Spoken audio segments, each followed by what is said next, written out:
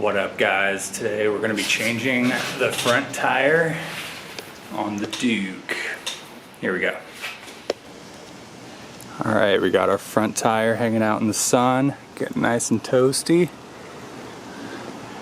We're just doing a front tire today. We got ourselves the Bridgestone Battle Axe Hypersport S21 front. Sweet. Here we go, bike is up on stands. The stand sucks. If you see the trackside stand at Cycle Gear, know that this thing is a piece of shit, but it's just holding together enough for today. As you can see, they didn't send me all the hardware, so this thing is just enough to hold it together, and then I'm gonna return it when I'm done. Here we go. Here's the old tire. Alright, first thing we're doing, taking off the old axle sliders.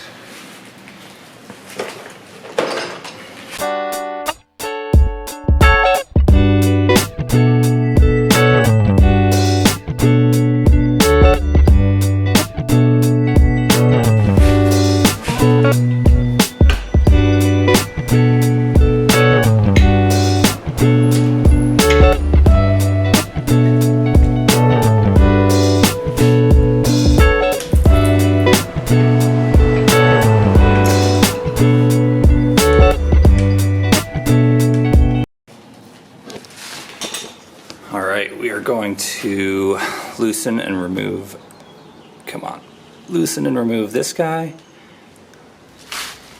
loosen these guys, and get this wheel off.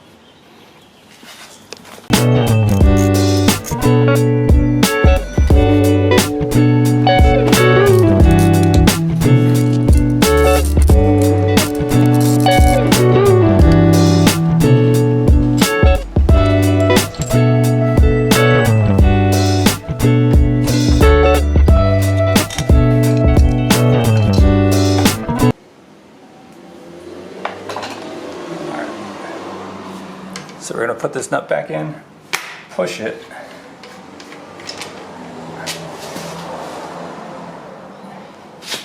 and the axle will pop out the other side. And there we go.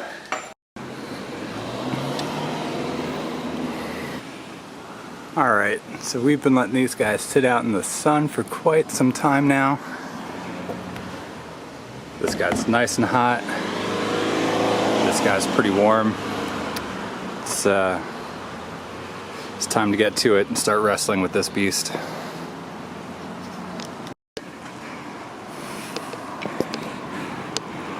Alright, so here's the trick. If you're using the Motion Pro irons, you want to wedge this in between the tire. You want to stick this end in this way, in between. You want to wedge it down. Let me see. Alright, you want to wedge it down and then squeeze them back together, and that creates more of a wedge between the tire and the rim. And then I was able to get it all off the bead. It also helps to do this in the sun so the tire stays warm. It was cooling off too much in the shade, so now we got it all off. Now we need the rim shields.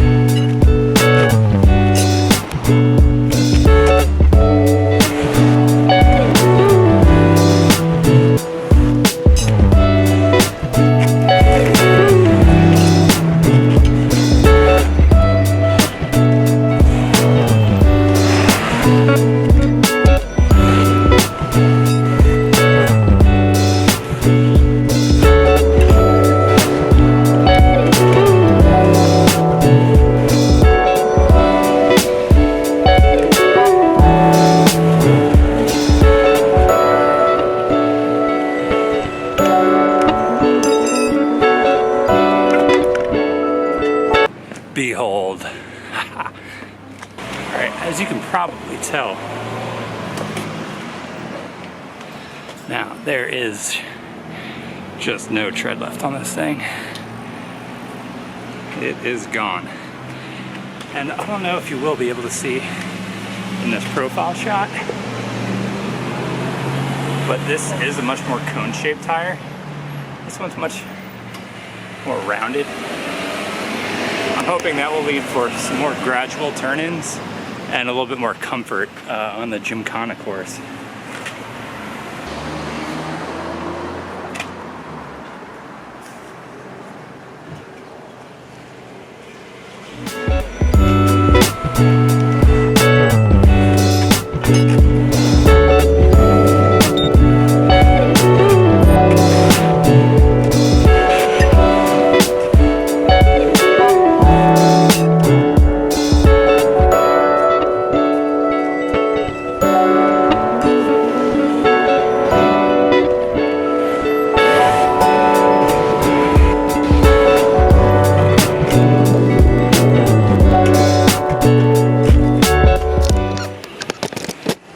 I'm sure you can see the method that I'm using. Basically, you just try to jam the out of it with your knees, and just, you want to make sure that yellow dot is lined up with your valve stem, and just keep prying. Watch the Ari Henning video and keep prying. And son of a camera died on me. So on the iPhone,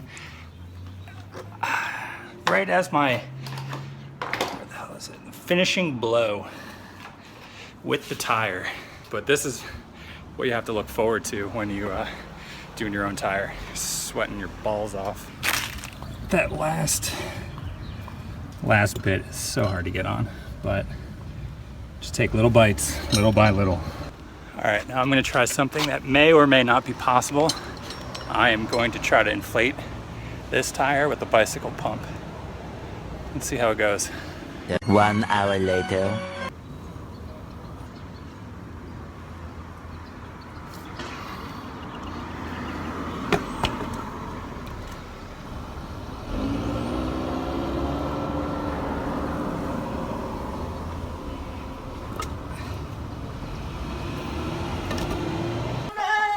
Section will not go.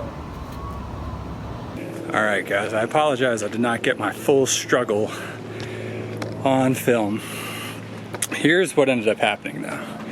So it is a to see the tire. This sucker,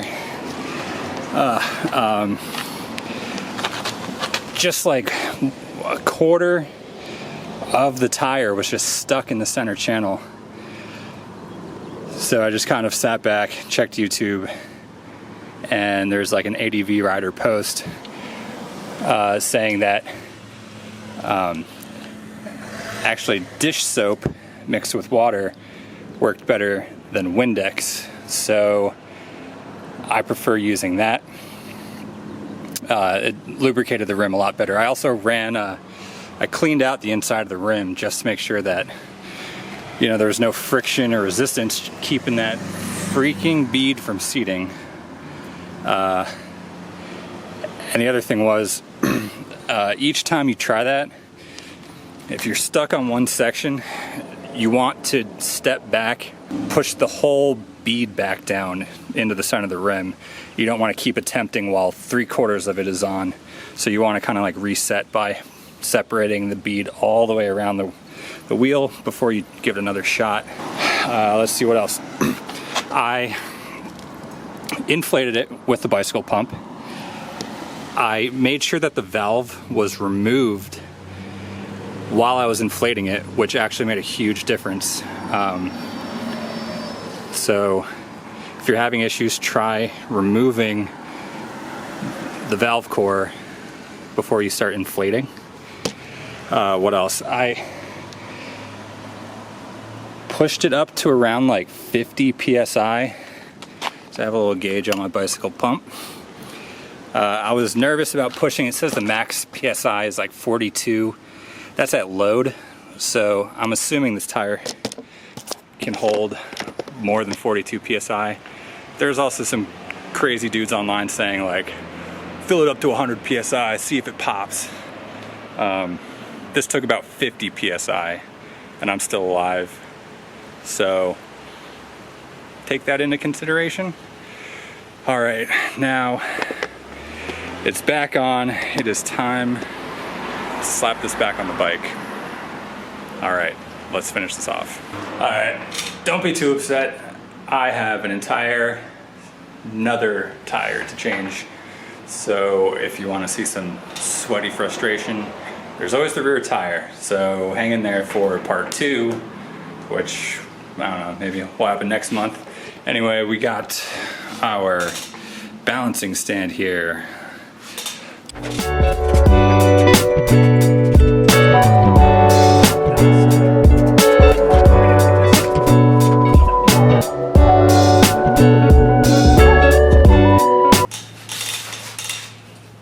Now the wheel's like rotating super slow, so I'm just gonna do one weight.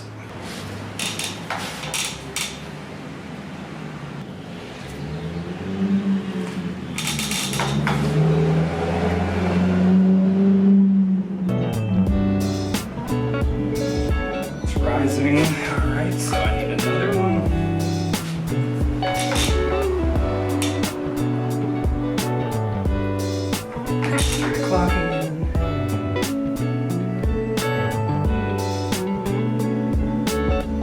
Still rising. All right.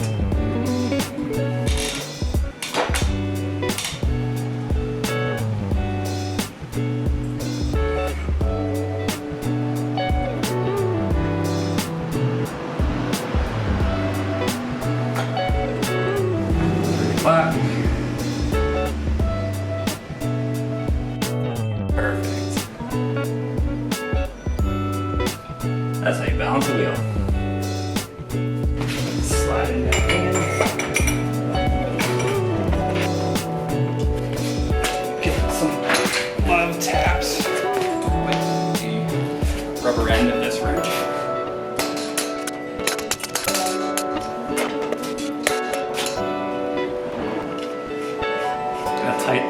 Tighten this nut first to make sure that the axle is in the correct position. Then we're going to do the 4 on the front of the forks just to lock it in place.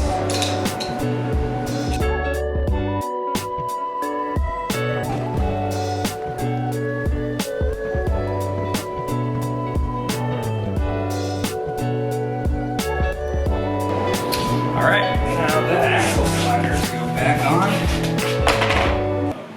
Alright, we're lowering the front end. Moment of truth. Don't fall apart.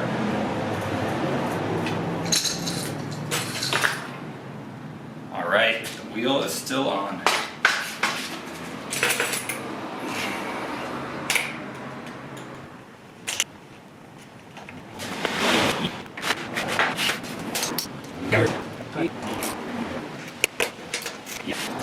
Alright guys, so that was real world changing a tire. You can watch Ari Henning's video again, and dude makes it look like a breeze. It's a 10-minute video. You're like, dude, this is gonna be fun. This is just gonna be, you know, just changing a tire. Not that easy, but 2 hours, if you're lucky, maybe shorter. And then you got yourself a brand new Bridgestone S21 Hypersport Battle Axe. Yeah, Battle Axe. So, yeah, that's gonna be it for today. Please comment, like, and subscribe if you learned anything from this video, including how not to do things. I think that's a win-win for both of us. And yeah, catch you next time. Bye.